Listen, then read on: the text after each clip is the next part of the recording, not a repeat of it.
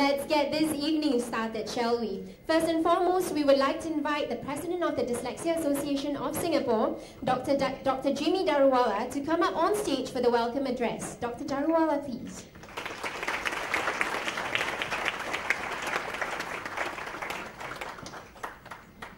Don't worry, it's not a very long speech. Our guest of honor, Mr. Sam Tan, Minister of State and Prime Minister's Office and Ministry of Culture, Community and Youth, our seminar speakers, DA staff, friends, ladies and gentlemen. A very good evening to you all. The title of the seminar starting tomorrow, which has already been mentioned, is a very appropriate one. Embrace dyslexia.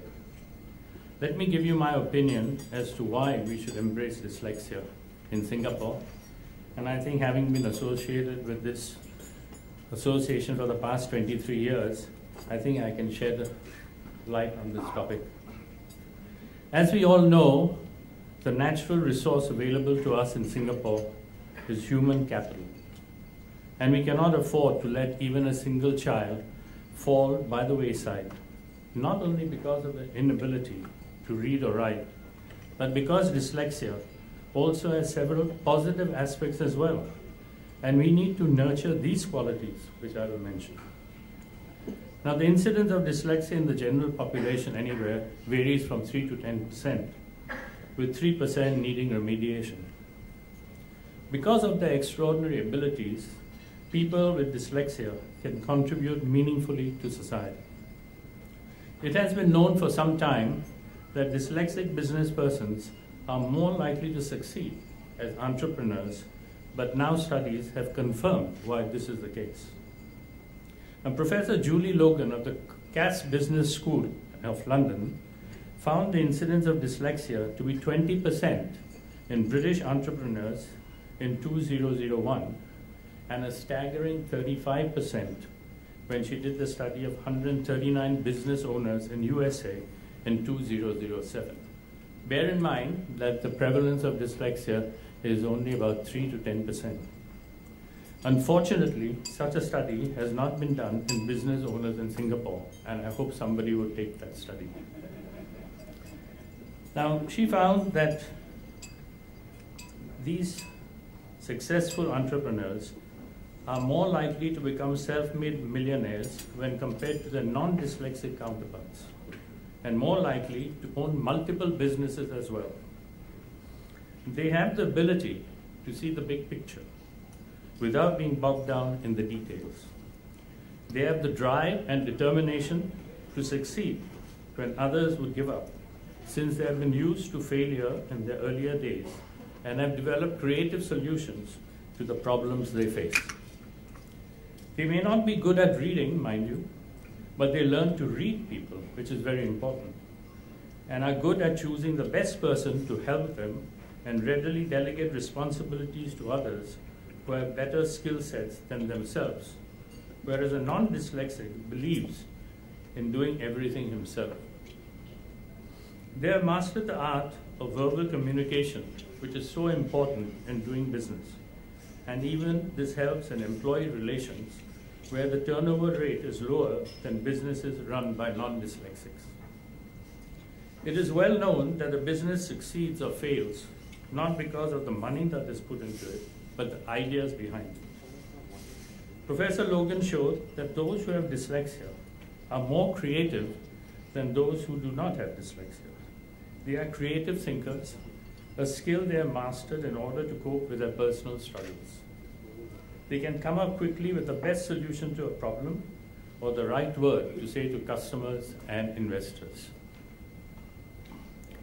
It is very obvious that if 35% of these successful entrepreneurs never began their businesses, we would have missed out on so many good technologies and ideas. Now, is dyslexia an asset or a handicap? Dr. Sally Shaywitz, pediatric neurologist at Yale University, feels it should be evaluated as an asset, not just a handicap. So parents of dyslexic kids who are here, please don't be despondent. You have an asset in your midst. She says And I quote, "I want people to wish they were dyslexic," unquote. Dyslexics are not able to achieve their true potential because they have had to go around the system. She is trying to change the way dyslexia is viewed in the educational system and the business world. She has written several books on dyslexia. Now, another person who has taken a keen interest in the education system is Sir Jackie Stewart, the famous 3-time Formula One champion. He was diagnosed as being dyslexic at the age of 41. He dropped out of school because he was so humiliated when he was asked to read in front of the entire class that he thought he was dumb and stupid. But he found something he was good at: car racing. He became an activist for Dyslexia Scotland. And thanks to this group, Scotland is now the first country in the world to demand training in learning disabilities as part of all new teacher training. Now, he has visited us several times, and he mentioned that systemic change had taken a long time, and he admitted to knocking some heads together to get the changes in Scotland. To quote his own words, and I quote, he said, "Some people still don't see the potential in learning disabled students and would just as soon write them off," unquote. Would you believe it if I told you that besides being knighted, he has been the recipient of 8 honorary doctorates and a professorship as well. So I'm also of the opinion that dyslexia is a hidden asset and not a handicap.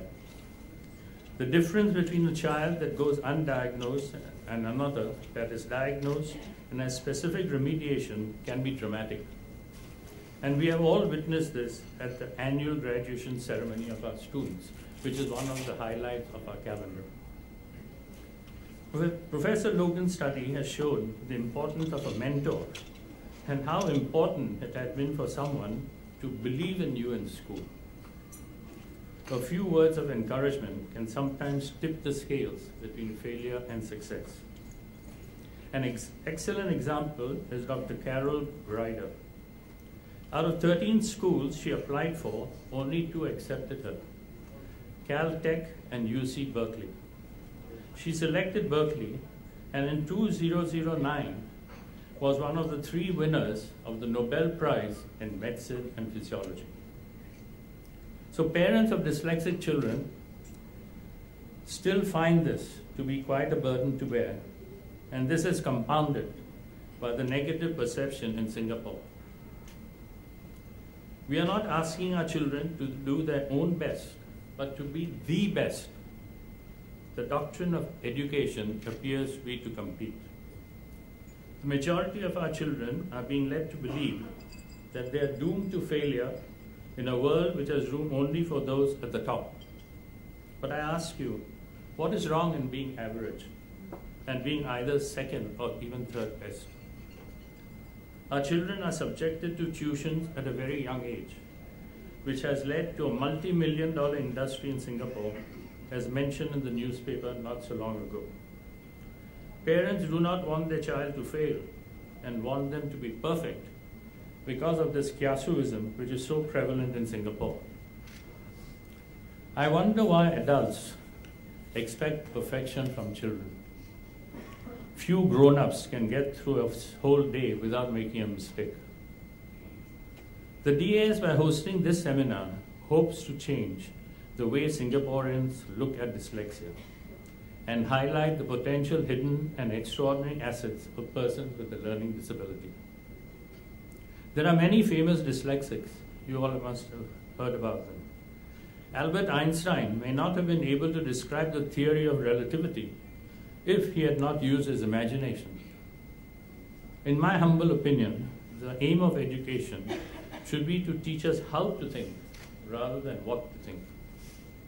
Dr. Sally Shavitz has also emphasized this in her studies, and she says we need to train executives to recognize outside-the-box thinkers who don't perform well on standardized tests.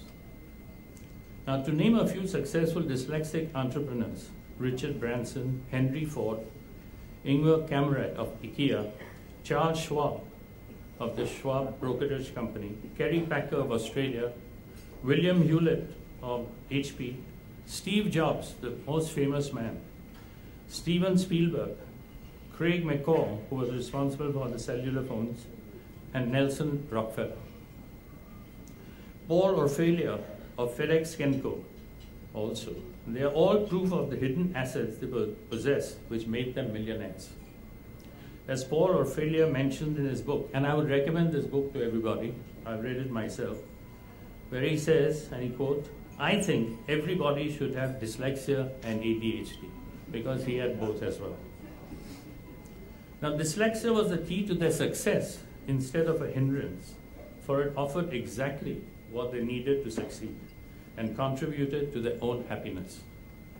They should be considered as role models for everyone with a learning disability and highlight the fact that by tasting adversity in their earlier years, spurred them on to use their dyslexia to their advantage, and success was so gratifying and welcome in later years.